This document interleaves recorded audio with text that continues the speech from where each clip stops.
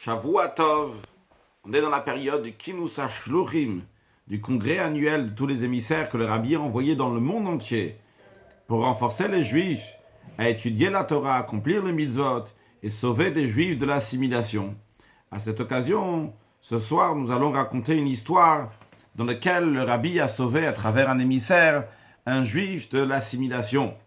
Cette histoire est racontée par le Rav Aaron Dov Alperin, qui est un journaliste de Kfar Chabad, et qui raconte que lorsqu'un jour il est parti en Californie dans les années 80, il a rencontré un juif qui s'appelait Chaim Weizmann. Ce Chaim Weizmann lui a raconté son histoire. Il a grandi à Boston, et ses parents, pour des affaires, sont partis à Hong Kong. C'était des juifs presque traditionnalistes, à peine traditionnalistes. Et lorsqu'ils sont partis à Hong Kong, ils sont éloignés encore plus de tout ce qui était juif, vu qu'il n'y avait pas de vie juive là-bas à l'époque. Et après, lorsqu'il a grandi, ses parents l'ont envoyé faire des études à Oxford, à Londres.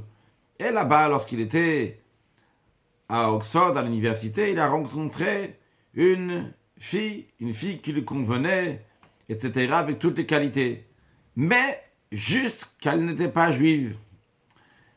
Un jour, lorsqu'il est parti à Hong Kong, il a raconté à ses parents qu'il a trouvé une très bonne fille avec laquelle il veut fonder un foyer, faire sa vie, etc. Lorsque ses parents lui ont demandé est-ce qu'elle était juive, il était très étonné. Ses parents lui demandent est-ce qu'elle est juive, elle n'est pas juive, qu'est-ce que ça change si elle est juive ou elle n'est pas juive. Mais les parents lui ont dit écoute, c'est vrai qu'on n'est pas très pratiquant, ou peut-être pas pratiquant, mais il y a des lignes rouges, il y a des choses qu'on ne dépasse pas. Un juif ne se marie qu'avec une juive. Mais ce Chaim, ce jeune homme, ne voulait rien entendre. Il a dit pas du tout, cette fille-là, elle me convient très très bien. Je vais me marier avec elle, de toute façon il y a le temps de réfléchir, de changer d'avis, etc. Vous verrez. Et comme ça, avec le temps sans arrêt de discussions avec les parents, Chaim n'a pas changé d'avis. Et dans son dernier séjour à Hong Kong, il a dit à ses parents, écoutez, je me marie à telle et telle date dans pas longtemps. Si vous voulez venir au mariage, vous êtes les bienvenus. Et si vous ne venez pas au mariage, je me marierai quand même avec cette fille. C'est ma destinée, c'est elle que j'ai décidé. Les parents lui ont tout de suite dit, eh bien, on ne viendra pas au mariage. Et c'est comme ça que Chaim a repris l'avion de Hong Kong pour aller à Londres et aller se marier avec cette fille. Lorsqu'il était dans l'avion, vers la fin du trajet, il entend qu'on annonce dans l'avion, s'il y a un juif dans l'avion, on lui demande de se présenter à une des hôtesses. J'étais très étonné, c'est quoi cette histoire? On cherche un juif dans l'avion, on annonce, cherche un juif. Il était curieux, il est parti donc à l'avant de l'avion, comme dans l'annonce il disait qu'il se présente à l'avant de l'avion. Et là-bas, il a vu donc le chef des hôtesses qui lui a dit, écoute, on ne va pas te déranger, si tu ne veux pas, tu peux repartir à ta place, juste, on a un souci avec ce juif-là que tu vois ici, donc c'était un juif religieux, avec une barbe, qui n'arrête pas de nous déranger depuis le début de l'avion, il nous dit que c'est obligé, il y a absolument qu'il y a un juif ici dans l'avion. Lui-même, il a fait déjà le tour des rangs, et partout, tout le monde est assis pour chercher s'il y a un juif, il n'a pas remarqué qu'il y avait quelqu'un, un juif. Et il a insisté, on n'a pas pu tenir. Et on a annoncé cette annonce-là, parce qu'il cherche, il dit qu'il y a absolument un juif. Si tu veux parler avec lui, avec plaisir. Si tu ne veux pas parler avec lui, tu peux aller à ta place. Bien, le jeune homme, Chaim, était curieux de savoir qu'est-ce qui se passe dans la tête de ce juif, qui a pensé absolument qu'il y avait un juif qui était là-bas. Ce juif, il était très content de ce juif, ce chassid, qui avait avec la barbe. Il était très content de le voir. Et tout de suite, il lui a dit, ah, je savais qu'il y avait un juif ici. Tiens, prends ce Tanya, c'est un Tanya du Rabbi. Alors le jeune homme, Chaim, lui a dit, écoute, calme-toi, explique-moi un peu qu'est-ce qui se passe.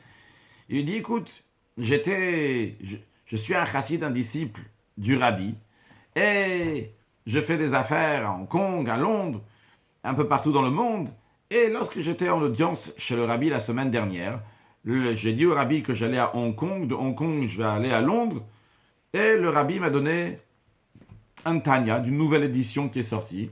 Il me l'a donné pour moi. Puis, il m'a donné un deuxième Tanya dans lequel il m'a dit, des fois ça arrive que dans l'avion on rencontre un juif, eh bien, tu auras encore un Tanya, comme ça tu pourras lui donner. Bien, lui en tant que chassid, il était sûr que si le rabbi lui a donné ce Tanya pour des fois on rencontre un juif, c'est sûr et certain parce qu'il va rencontrer un juif. Donc il a tout fait pour rencontrer le juif. Et en effet, comme on vient de le voir, il a rencontré ce juif-là, ce Chaim. Mais Chaim lui a dit que si tu peux m'expliquer peut-être qu'est-ce qui se passe, c'est quoi ce Tanya, c'est quoi ce livre, qu'est-ce qu'il a. Et il commence à lui expliquer plein de choses et Chaim n'a rien compris. Alors Chaim, il a ouvert le livre. L'endroit où il y avait un marque-page. Il lui a dit, tiens, s'il te plaît, explique-moi les lignes qu'il y a écrites ici. Qu'est-ce qu'il y a écrit ici? Qu'est-ce que ces lignes-là veulent dire? Alors ce juif, ce chassid, lui a expliqué, lui a dit, voilà, ici dans cette page-là, la Dbour HaZaken, il est en train d'expliquer comment chaque juif, vu qu'il a une âme divine, il est attaché donc à Dieu de manière irrationnelle, au-delà de la logique. Quoi qu'il arrive, chaque juif, il a la capacité de faire le Kiddush Hashem, de sanctifier le nom de Dieu, de se donner totalement de manière irrationnelle à Dieu, même lorsque ce n'est pas logique, eh bien quand même il va faire les choses parce que Dieu lui a demandé de faire. Ça, c'est une force qui est au-delà du rationnel, au-delà de la nature, et qui existe dans chaque juif sans exception. Des fois, il faut plus le creuser à l'intérieur, mais ça existe chez chacun. Quelle que soit la manière que ça s'est fait, mais dans la tête de ce Chaim raconte, il dit, lorsque j'ai entendu ça, ça fait un rapport avec ce que mes parents me disaient constamment, qu'un juif doit se marier avec une juive qui a quelque chose de spécial dans un juif, et il doit se marier avec une juive. J'ai fait le rapport, et ça m'a fait fortement réfléchir cette histoire qui est arrivée soudainement, qu'on m'a envoyé un livre comme ça de Tanya, et qu'on m'explique ces paroles-là dans l'avion. Lorsque je suis reparti à Londres, je dis à ma copine, à la fiancée, celle qui voulait se marier avec, que je dois réfléchir sur toute cette affaire de se marier avec elle, c'était pas évident, etc. Et finalement, il a décidé de rompre ses liens avec cette fille. Et comme ça, il raconte comment il s'est marié finalement avec une fille donc, qui est traditionnelle, bien que il dit je suis pas religieux aujourd'hui, non pas sûrement pas encore chassidique, mais en tous les cas, je me suis marié avec une juive grâce à ce que le rabbi a envoyé ce juif-là avec ce Tanya pile au bon moment lorsqu'il fallait.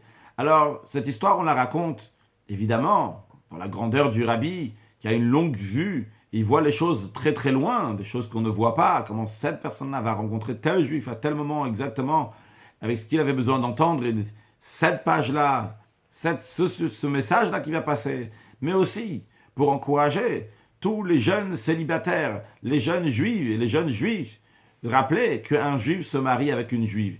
Quelle que soit la raison, ce n'est pas un cours, on est juste en train de raconter une histoire, mais quelle que soit la raison, pour le bien du juif, et pas seulement pour le bien du juif ou de la juive, mais aussi pour le bien d'un non-juif ou bien d'un non-juif, pour eux, pour leur bien de chacun, c'est bien que chacun va se marier avec les personnes qui correspondent. Un juif, ce qui lui correspond, c'est une juive. Une juive, ce qui lui correspond, c'est un juif. Un non-juif, ce qui lui correspond, c'est une non-juive. Une non-juive, ce qui lui correspond, c'est un non-juif. Et c'est au contraire, c'est le respect de chacun. Si on est là encore aujourd'hui, c'est parce qu'on s'est marié avec qui on devait se marier. Et on a perpétué, que ça a continué de génération en génération jusqu'on est là aujourd'hui, bien qu'on a toujours voulu nous exterminer. Eh bien, on est encore là aujourd'hui. On a gardé des choses de manière tout à fait irrationnelle. Il n'y a pas de rationnel, il n'y a pas de logique. Pourquoi se marier plus avec une juive, avec un juif, qu'avec un non-juif, avec une non-juive? C'est la même chose. On a tous des corps, on a tous été créés par Dieu. Mais Dieu nous a donné un certain régime, une certaine manière de nous comporter. Et lorsqu'un juif se comporte d'une telle manière, eh bien, à ce moment-là, il amène du bonheur sur soi-même. Pas seulement du bonheur pour le monde à venir, mais même un bonheur pour ce monde-là. Le Rabbi a souligné plusieurs fois que le fait de faire Torah Mitzvot, le Rabbi a souligné aussi le fait qu'un juif va se marier avec une juive va se marier avec un juif, ça c'est un bonheur. Pour dans la vie de foyer, les choses vont bien se passer. Le Rabbi a souligné de ne pas regarder, de penser comment ça se passe avec l'autre ou avec l'un, etc. Ce qu'on appelle de ne pas se fier aux apparences, mais faire ce qu'Akadosh Baruch Hu nous dit de faire. En effet, c'est irrationnel, c'est au-delà de la logique, même quand on ne voit pas tout de suite les effets ou quelles sont les conséquences. Mais quand on fait ce qu'Akadosh Baruch Hu, ce que Dieu nous demande, eh bien à ce moment-là, ça amène un bien matériel et spirituel, que Dieu aide chacun, que ce soit les jeunes juifs ou les jeunes juives, que ce soit les jeunes non-juifs ou les jeunes non-juifs, que chacun il va trouver exactement ce qu'il a besoin, avec qui se marier, la bonne personne, la bonne personne au bon moment, et que tout va bien se passer, avoir la paix dans le foyer, de la joie, du bonheur, la santé, bien gagner sa vie, et qu'on puisse souhaiter à tout le monde un Mazal Tov, et que ça amènera le mariage du peuple juif avec Dieu, vu que depuis le don de la Torah, Nous sommes, entre guillemets, fiancés avec Dieu. Et le mariage, entre guillemets, va se faire lorsque Mashiach va venir très prochainement. Shavua Tov.